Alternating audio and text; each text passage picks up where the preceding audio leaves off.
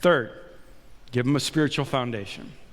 Most important thing, again, the first 4 commandments are about God, then there's the parent thing, then there's the life thing. The most important thing that we do is not to give them a good education. It's not to straighten their teeth or teach them not to burp in public. Those are all very important. But your job is to give them a spiritual foundation. And you can't provide for them what you don't have. That's why we're always talking about how important it is to get in through the core classes at Parkview, to get involved in a small group, to get involved in something. The number one reason people come back to church is because they have kids and they know they want to pass something on to their kids. But here's the deal. The most important thing is the values that are caught, not the ones that are taught.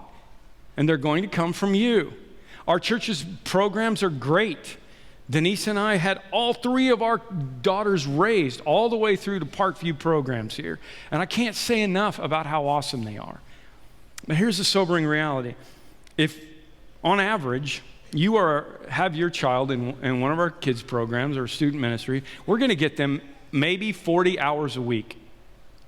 Maybe 40 hours, okay? I mean, take away vacations, holiday weekends, whatever, some of your joint custody, all that, right? 40 hours a week. Here's a fun fact. If your kids are average, they will spend 400 hours a year. I said a week. 40 hours a year, okay? That's what we're going to get. If your kids are average in math, they're going to get 400 hours a year doing math. I'm not talking about like the geeky ones. I'm talking on average, they're going to spend 400 hours a year doing math. That's 10 times more than they're going to be in a program at church. And they are never going to use math ever again. They have a smartphone, teachers. Do you see where I'm going with this? Okay, your average kid spends 700 hours a year playing video games compared to 40 hours at church. All the kids are like, man, I really don't like this guy. Can we leave? No, listen to me.